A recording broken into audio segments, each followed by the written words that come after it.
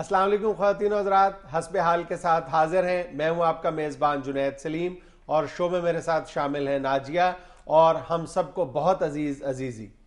آج حسب حال میں شامل ہے لمحہ فکریہ، مخبرنامہ، خبروں پر عزیزی صاحب کا تبصرہ اور خصوصی انٹرویو. مگر سب سے پہلے ہم بات کریں گے پاک افغان ٹریڈ معاہدے کے معمے پر. ہاں یار جنید، اس معمے پہ کیا مجمع لگ گیا ہے، روڑا ہی پڑ گیا ہے. پہلے امین فہیم صاحب نے کہا تھا ہوا ہے معاہدہ، پھر کہہ دیا نہیں ہوا. مڑ کے تنویر اشرف قائرہ نے بھی کل کہہ دیا نہیں ہوا معاہدہ، ایسی کوئی بات نہیں. حالانکہ فوٹو چلی تھی، وہ چاچی ہیلری سر پہ کھڑی تھی، ساتھ میرے میں صدقے جاؤں مرشد پاک.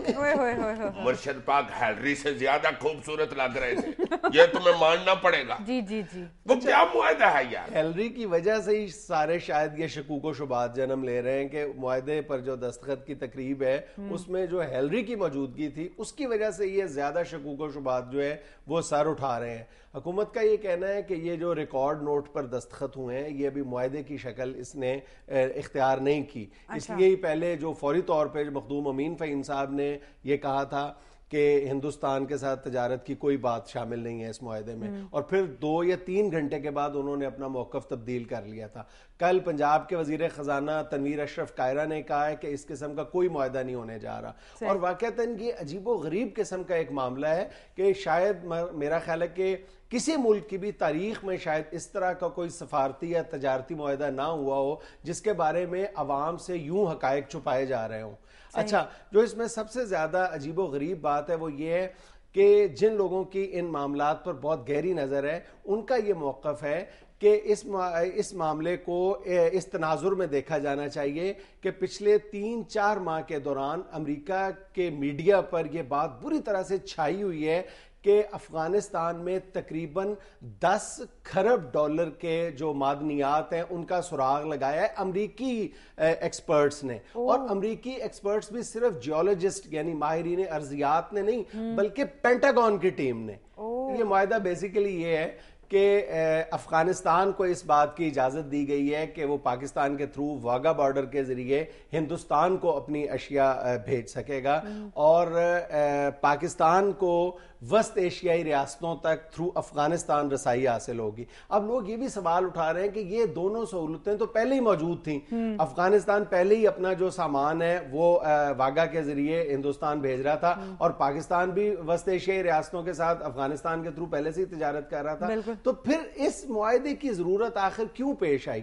اب لوگ یہ کہتے ہیں کہ یہ اصل میں جو امریکہ اور ہندوستان کی جو ایک گٹھ جوڑ کی جو بلی ہے اصل میں وہ تھیلے سے باہر آ گئی ہے، کیونکہ وہی جس ہم $10 کھرب مالیت کے جن ذخائر کی منرل ریسورسز کی بات کر رہے ہیں وہ الٹیمیٹلی افغانستان سے باہر جب نکلیں گے تو ان کی ظاہر ہے کہ ان کو شیپ آؤٹ کرنے کے لیے ان کے استعمال کے لیے خود افغانستان میں تو کوئی ایسی انڈسٹریز موجود نہیں ہے.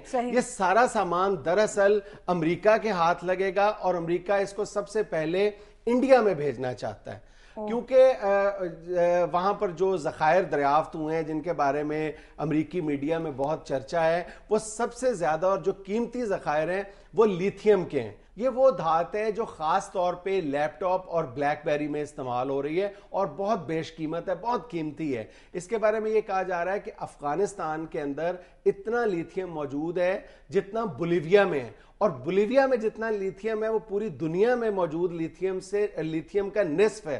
یعنی اتنی بڑی دولت افغانستان میں موجود ہے. اسی لیے اس کو کہا جا رہا ہے کہ یہ جو ہے افغانستان جو ہے وہ سعودی عربیہ آف لیتھیم ہے، یعنی پیٹرولیم کے حوالے سے کہا جا رہا ہے. پھر وہاں پر آئرن کے، گولڈ کے، کوبالٹ کے، کاپر کے بے پناہ ذخائر ہیں. ایسی تقریباً 1000 سے زائد جو ہے وہ جگہوں کی نشاندہی کی گئی ہے اس پینٹاگون کی رپورٹ میں. اچھا، اس رپورٹ کے مطابق افغانستان میں ان دھاتوں کے علاوہ بہت سے نایاب منرلز بھی موجود ہیں جن میں خاص طور پر لیتھیم کے علاوہ سیزیم موجود ہے، ٹینٹلم موجود ہے. ٹینٹلم ایسی دھات ہے جو خاص طور پر کمپیوٹرز میں اور ڈیجیٹل کیمراز میں استعمال ہوتی ہے. ان ساری دھاتوں کا افغانستان کے اندر کوئی استعمال نہیں ہے. ظاہر ہے افغانی تو کمپیوٹر پہ بیٹھتا نہیں ہے، اس نے بنانا کیا ہے؟ نہیں، وہاں پر دیگر انڈسٹریز کا بھی انفراسٹرکچر موجود نہیں ہے. یہاں بہت ساری دھاتیں دھاتیں اور منرلز ایسے ہیں جو سیمنٹ انڈسٹری میں استعمال ہوتے ہیں. اب وہاں پہ سیمنٹ انڈسٹری کا ایک پرانا سا ٹوٹا پھوٹا سا ایک آدھ وہاں پہ کوئی پلانٹ موجود ہے جو چیکو سلواکیہ کا بنا ہوا ہے, اور اس وقت افغانستان میں جو اپنی سیمنٹ کی پروڈکشن ہے وہ 2 kg پر کیپٹا ہے. پاکستان میں یہ 96 ہے اور یو ایس اے میں یہ 200 kg پر کیپٹا ہے. اور اس سے اندازہ لگا لو کہ افغانستان کی اپنی پروڈکشن کیا ہے. اور کہنے والے یہ کہہ رہے ہیں کہ یہ جو معاہدہ ہے اصل میں اس کا جو پورا کھیل ہے یہ $1 ٹریلین یعنی 10 کھرب ڈالر کا کھیل ہے, جس میں جو الٹیمیٹ بینیفیشری ہیں وہ امریکہ اور ہندوستان ہے. اور پاکستان کے بارے میں یہ سوال اٹھایا جا رہا ہے کچھ عرصہ پہلے جب سوویت دور میں جب سوویت یونین نے ان نشاندہی کی تھی اس سارے منرلز کی موجودگی کی, اس وقت بھی یہ بڑا سوالیہ نشان تھا کہ ان جو یہ ساری دھاتیں اور منرلز موجود ہیں افغانستان ان سے کیسے فائدہ اٹھا سکتا ہے, اور ان کی شپمنٹ جو تھی وہاں پر آ کر بات رک جاتی تھی.